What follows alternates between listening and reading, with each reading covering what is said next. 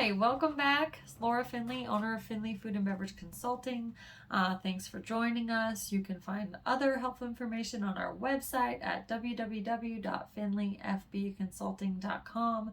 I highly suggest joining our member area. It's only $5. It helps me keep it up, and it is a wonderful community for food and beverage owners, operators, staff members, entrepreneurs, whatever you are, it doesn't matter. We love to have you. You can ask questions there, you can find resources there, and we'd love to have you. So, that being said, let's dive into our topic for today. So, today we're going to be talking about the concept of person in charge. Also, a term that we're going to talk about is active managerial control. And this, even though it always comes up in the beginning or in the middle of a training, I always feel like it should be in the very beginning.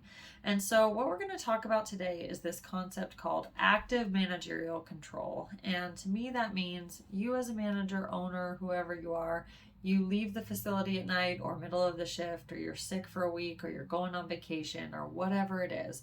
If you have active managerial control over your facility, then you can rest easy. You know your employees are doing what they're supposed to do for the most part, right? Where you know that the facility is taken care of and it's going to be okay. That's active managerial control, right?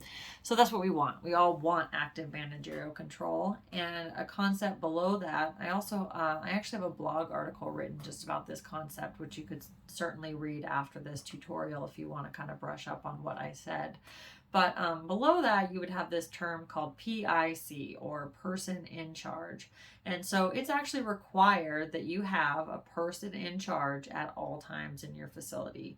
And so where things get a little bit confusing, if you will, if you don't understand them thoroughly, is that if you're learning a ServSafe program, the ServSafe program right now, the manager program, is based off of the FDA 2017 food code. And so everything that's in there is based off of the 2017 food code. Now, not all states, including the state where I live or reside in Montana, we're not on the 2017 food code. We're on the 2013 food code. And so when I teach this course, I teach both what ServSafe would say as well as what the rule is for the state of Montana, because I want people to know what they're doing, right? So today we're going to talk about those two, and then if you live in another state or you're not sure which food code you're on, those are great questions to ask, great conversation starters. If you have a question about it, I'm sure many, many other people have questions about it. So we'll start with ServSafe, or the 2017 requirement, what it says.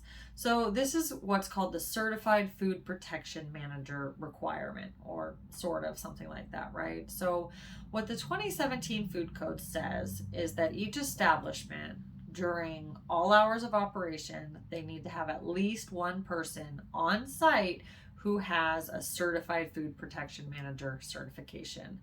And so that's kind of the 8-hour, you go for the day, you take the exam at the end, you get a 5-year certification. That's what they're talking about, right?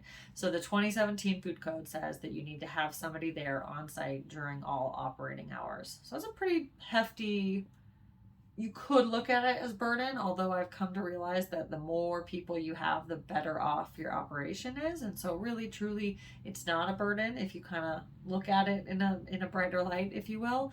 The 2013 food code, what it says that you have to have one person on staff who has a Certified Food Protection Manager certification.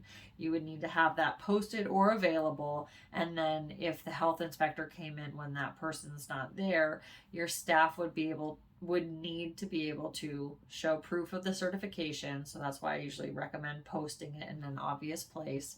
And then they would need to know who was in charge. So that's why in the blog article that I wrote, that I'll put a link to in the video or in the comments, is or the description, I should say, is that you need to make it clear to your staff who is in charge. And so I worked for a company where they sent out a memo to, it was a multi-site I don't know how to put it, but there's many different places under this one company, right? And so they sent out a memo to all the different locations, that's the word I'm looking for, and it said, at all times, but especially if the health inspector comes in, If the food and beverage manager's here, then they're in charge. And if they're not here, it's the assistant. And it went all the way down to whoever the lowest ranking person was, so that it was clear that if the lowest ranking person was the only person there, they knew when the health inspector showed up, they needed to be able to say, I'm in charge. And then they just go around the inspection and kind of do their thing, right? There's another piece to the requirement. So for each one, like I'm looking at a slide, the person in charge needs to be, in ServSafe sense, it needs to be a certified food protection manager. They need to be on site during all operating hours. And then for both, they need to show that they have the required knowledge. So when you're jumping back to 2013 requirements, the person, they wouldn't have the certification, but they would need to be able to say, I'm in charge. And then they go around and they kind of show that they have a general idea of how things work, right? There is a violation that can be written for, it's a lack of demonstration of knowledge. And I did write it once, I think, maybe. And the only reason I wrote it was because the entire place was in disarray and nobody knew what was going on. So it was a very justified violation, if you will. So to kind of separate them into two things, right? We've got 2013 requirements says one person on staff needs to have the certified food protection manager certification. They need to be able to say that they're in charge, and they need to show that they have the required knowledge, right? And then we have the 2017 requirements that are saying the person in charge has to be a certified food protection manager. They need to be on site during all operating hours, and they need to show that they have the required knowledge. So one requires one person on staff, and then the other one requires however many people is necessary to make sure someone is always there with that certification. So what I go on to talk about in the blog article is how, you know, I do feel for people it is an expense. The training is an expense, both in just dollar bills, yeah, right? As well as time and effort. And in Montana, people have to travel really far and they have to spend the night at hotels. So it really adds up in terms of the actual expense of attending an in-person training like some people do, right? But what I've come to realize is that when you do invest in employees or in yourself, and the more people you send, the more kind of unified the message is that they can bring back to your facility. And then you have this more cohesive unit working, that everybody's on the same page about how things are supposed to be done. And then to like the icing on the cake of the whole thing is that it's a business expense. So it can all be added, you know, give it to your accountant or jock it down as a business expense, and you can write it off, right? So it's something that really truly comes, it's the gift that keeps on giving, right? It's going to keep on giving in terms of your staff knowing what to do. And you know, one of the things that comes up a lot in these trainings, when companies do send a lot of people to me, they say, you know, I just sent my people to you because they don't listen to me anymore. You know, it's almost like the owner becomes a parent-like figure, and the employees just want to push back, right?